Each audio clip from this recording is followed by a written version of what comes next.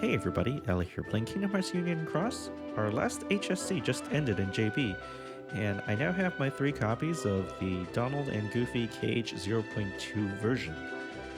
I'm going to use these medals as an example to go over my thought process on whether I roll traits on them or not, and also what skills I might give them. So the very first thing I ask myself is whether or not something is going to be worth some percent bonus in the next high score challenge.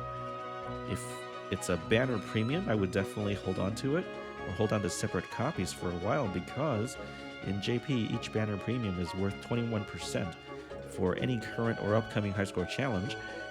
And then the one after that, it'll still be good for 10%. So that's usually the pattern for all banner premiums. And I think in NA, though, that's a little bit different. In Global, I believe the banner premiums are only worth 21%. For the current or the one upcoming high score challenge as opposed to be worth percent for 2 in a row. So if you're playing that version, you can kind of adjust your thinking a little bit for that. You can hang on to the separate copies for a little bit shorter amount of time.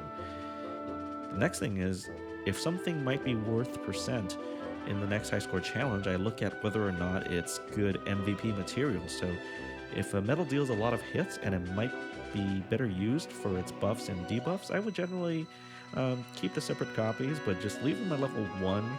I wouldn't even level them up at all. I wouldn't give extra chips or roll traits on them because that would take away enemy HP, and we want to preserve enemy HP for whoever our MVP medal turns out to be. So since this medal, the Donald and Goofy, since it's an HSC reward, these are very unlikely to be worth any percent bonus in any future high score challenges, so I think I can pretty safely upgrade and roll traits on it as I see fit. So the next question then I ask myself is how many copies of the medal I want to keep and possibly have different skills on. Since this is a 4 gauge cost single target medal, and 4 cost single target nukes I feel like have a very, or at least fairly narrow purpose. This kind of tells me it's probably okay to go all in and roll traits on one of these instead of making separate copies. But let's take VIP medals though, for example. In JP, we get 7 at a time, and in North America, you get 4 a week for up to 8 total.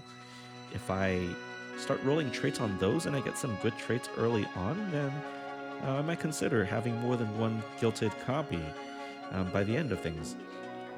So finally, the last thing I ask myself is, what skills do I want to give my 1 copy or multiple copies? And these days, if you're rolling traits on medals, that really depends on how your trait rolls turn out.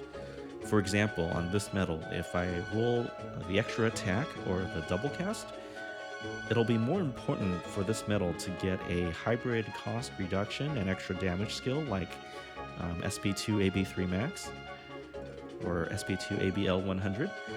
If I don't get the extra attack but get, say, 40% damage against raid bosses, then that will make me lean more towards a luck skill since that would better synergize with that trait.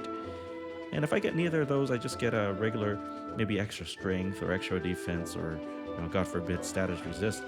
If I get those, then maybe a plain old attack boost skill will be good enough. The multiplier is really high, so I think attack boost 3, attack boost 4 are appropriate here. So in JP, that's ABL or ABXL.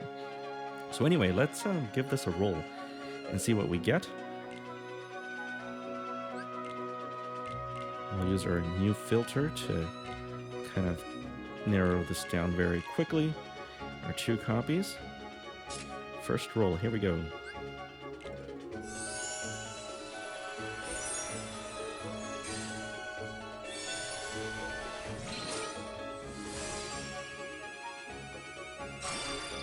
Okay, yeah, aerial defense, or aerial enemies, you get minus 20% defense when I use this medal against them.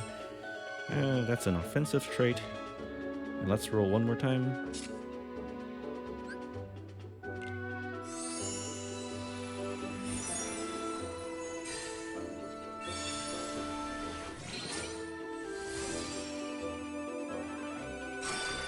Okay, extra 40% damage against raids.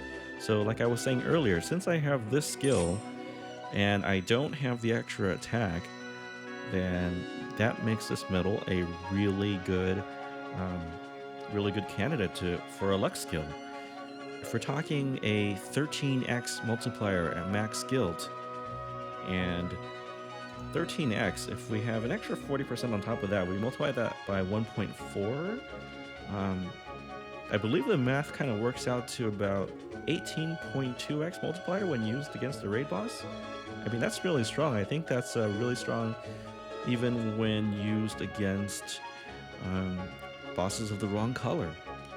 So I'm pretty sure I'm going to end up giving this medal a luck skill now that it has this trait on it.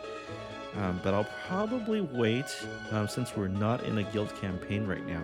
So the range of percent that I would get from rolling this with a Mickey and Brooms, I think it's anywhere from 80 to 150%. So that's pretty risky, but when the time comes, when another guild campaign rolls around, I'll probably give that a roll and then put the luck skill on it. And in my mind, I think the right one for this is probably going to be the Lux L100 or the Lux and AB3 Max skill. But anyway, that's going to be it for today's video. Hope it helps you guys to kind of go through the thought process of how to determine whether or not to roll traits and what skills to put on a medal. Thank you guys so much for watching. I'll see you guys next time. Take care.